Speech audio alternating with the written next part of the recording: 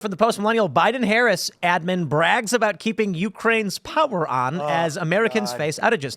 I'd like to just offer up a free public relations lesson for just a freebie. Just freebie. I mean, I could consult on this. My rate would be very high. But Biden-Harris and the White House, do not brag about giving millions of dollars of American taxpayer money to foreign countries when Americans are dying due to a lack of resources following natural disasters and with an impending Category 5 about to slam into Florida. Because I got to tell you, you might actually improve your favorability ratings if you heed my advice. Maybe. We got this quote. This is, let me read a little bit. Samantha Powers? Is that it? Yeah, Samantha Power. How Americans are helping Ukraine keep the lights and heat on despite Putin's attacks. There's a quote up there. And it says, I'm here in an energy substation in the western region of Ukraine. This substation provides enough power for around 500,000 residents of the area. I believe there's about 250,000 people who still need electricity in North Carolina. So you mean to tell me you're giving double the resources that we need for our own people in this country to Ukraine? Well, thank you. It's all about rubbing it in our faces and saying Americans are worthless unless we accept the entire world into our home. Bosom. That's it. Accept them. I just think people are tired of the Americans come second mentality, right? This idea that we have to put Lebanon and Ukraine and everybody else first. You know, it was one thing when most of the country or a huge portion of the country wasn't in the middle of having to deal with a natural disaster. People were like, oh, we feel a moral obligation. But right now, people's neighbors, relatives, friends are suffering, and the federal government's priority is outside the country. And even before, with these illegals going in and they're bringing them to different cities and just putting them into hotels and treating them better than the citizens who are homeless sitting outside. Yeah. And people see this, and then this hurricane response is just another cherry on top for people. They're just rubbing your face in it. I love how we have this story. And it goes viral last week. It's, FEMA was spent $650 million on illegal alien resettlement in this country. And the Democrats immediately with their smug faces go, gotcha. That money wasn't from FEMA. It was only allocated by FEMA. And it's just like, I don't think the substance of our complaints is any different. Yeah, the federal government as an entire institution is either giving money to non-citizens or sending it overseas. I don't care which pool of money it came from. They say it was CBP allotted fundings for resettlement. Why are we giving CBP $500 million for resettlement and FEMA not having more? And why can't we get anyone in government to, do something? Biden could come out right now and do a press conference and say, it's time to act. We need emergency action right now. And so we will be taking funds from A, B, or C to help these people. And it'd bring his favorability rating up from the basement. It would. But you know what? Here's my conspiracy theory. Harris is trying to lose. Okay. She wants to lose. And the media is just pretending like the media wants her to win, but, the Democrats want her to win. And her and Biden are like, we are done. We are out. Because I cannot believe any sane person running for president would do the things they're doing right now.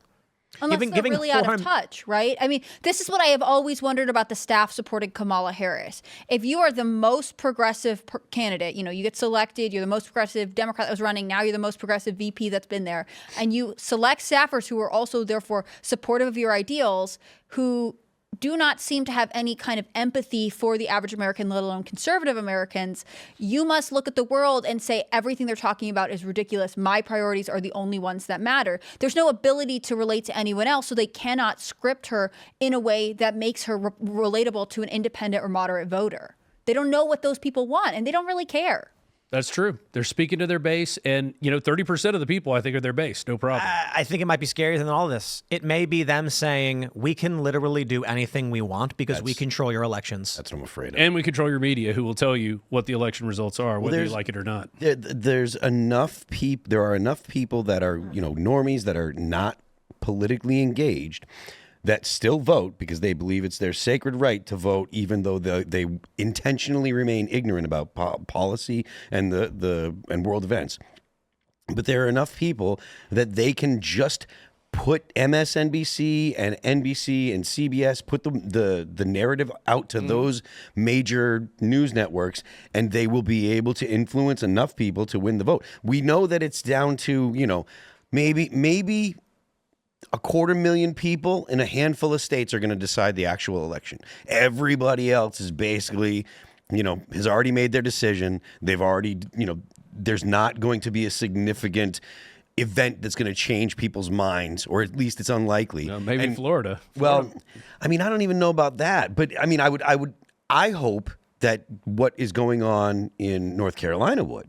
But I don't feel confident in that because I really, man, I thought that the Trump assassination attempt would, and I was literally blown away when I saw how many people are like, oh no, Trump staged that. Yeah. Like a dude died, man. Like a dude died and 2 other dudes got shot, and like they're just like, no, he staged it. That was a fake thing. There was no gun, there was no shooter. Like you could see his body on the roof the same day. And they're like, no, it was all staged.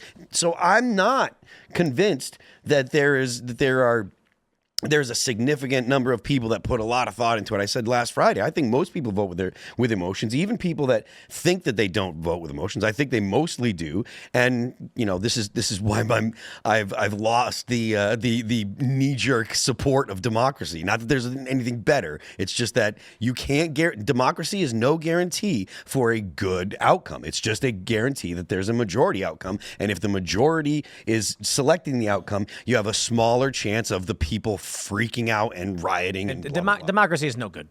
Democratic institutions, I would say a constitutional republic with democratic electoral processes seem to function well, but we have a rather complicated system of governance. 3 branches, checks and balances. We've got state level governance, federal level governance. It's made not to move fast. It's made to be slow and methodical, and so things get planned out right, but they don't, obviously. So people have taken that model, and it's been turned, I think, on its head of what it should be. Yeah. You know, this representational form of government. It used to be you had to be a landowner to vote, and I'm kind of you have skin in the game. You have skin in the game, and if you are, you know, just being a wage slave working and living in an apartment, do you have as much invested in what's going on around you as a guy who owns, 3 farms and who's feeding 1,300 people in his community? You don't. And so should his vote count more? I don't know. Back in the day, it made sense when we were talking about a community voting on what matters to them. So it's like, do you live here was the question. Once we get into the time of rentals, then I think it makes sense to say, no, just not landowners. The idea of some kind of restriction to make sure that people are voting who have skin in the game makes a lot of sense. Right now, the problem we have is you can move to an area. Heck, you can probably apply for a mail-in vote in a place you don't even live. This is the crazy thing, that there are people who live somewhere and move, and they still get a mail-in ballot. Yep. There are people who have gotten mail-in ballots to other states for a different state. And there are people who, it was Andrew Yang said, I'm going to move to Georgia so I can influence the election, then leave. And it's like, what? What is the point? Is that democracy? Right. I'm going to show up. I don't live here, but I get to vote in how you live your life and then leave. There's no rule saying I can't do it, so I'm going to do it, even though it doesn't seem right. Why would you act like that? If democracy was honored, if it was among honorable and noble men, and I mean men in the grand sense of humanity. So this is like if women and men of good honor were going to have a vote on things, then I think it could work. Where you basically have everyone gets together and they say, let's all discuss things calmly and rationally. The only problem is humans are not a calm and rational entity. There are a lot of people who are just downright stupid and angry. And then that gets thrown into the mix. And then you get too much of that, you get chaos. So there has to be some degree, some restriction on how we vote. And I think it should be simple. We take one little old hurdle, just one. We put it right in front and say, do you really want to vote?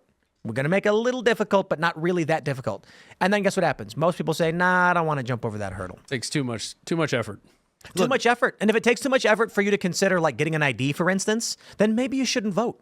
Most people are familiar with the man on the street stuff that Jimmy Kimmel has done, right? Yeah. That's your average voter. Yeah. The people that don't know the difference between a continent and a country. I don't believe that. You don't think so? No, it's all edited to make people look really dumb. I think when you ask people questions about politics and when you ask them questions about current events, average people that are generally intelligent, they will fall to that level. I tried doing some man on the street stuff when I was working for Fusion and found that it was completely a waste of time. Because unless you're there all day intending on finding stupid people to fabricate your narrative, the average person is of average intelligence, as you'd expect. Meaning, if you say something like, what's a country, what's a continent? If you got someone who didn't know, they'd be like, oh man, honestly, it's been a long time since I've dealt with this stuff. I work in accounting, so I don't really go over geography. I sound like an idiot. I'm sorry. And then you're like, well, I can't use that. You need someone to sound like a moron. Confidently sound like a moron. Exactly. And you need a one-liner blip that you can throw in. A lot of these man in the street stuff, they do target people people who they think are going to be stupid, and because that makes the average. Here, I'll put it this way: the average person is average. The average person watching a video needs to feel like they're a smart person, not an average person. So they target the back end of the bell curve and then show that to average people so they feel like they're smart. Fair enough, but I think that we all can agree that most people are disengaged. We all know that the number of the portion of the population that shows like this and shows like stuff that the Daily Wire produces, they're targeting a very narrow section of the population that are politically engaged. You're talking about 5% on the high end, maybe 10, right? Maybe. And you're trying to get 50 to 60% of the population to vote is like a 50% voter turnout is really, really good. I mean, we see this with midterm elections, right? Yeah, exactly. It's always lower. People are more engaged during national elections. Maybe you have to vote in midterms. Sorry to cut you off. Maybe you have to vote in midterms to be allowed to vote in the presidential election. Right, you have to consistently participate. Yeah. Ballots are blank. You have to have a punch card. Yeah, there you go. Ballots are blank. There you go. Anybody can vote. Everybody vote. No IDs required, but ballots are blank. You have to know who you're voting for. John Smith is running. And you have to know so who to vote races. for. And for which position, too. And you got to spell their name right. Sally well, let me do this. Oh, easy, Tiger. Spell their name right. Come on, man. Thanks for watching this clip from Timcast IRL. Make sure to check out the live show Monday through Friday at 8 p.m. on this channel. Subscribe, and we'll see you all there.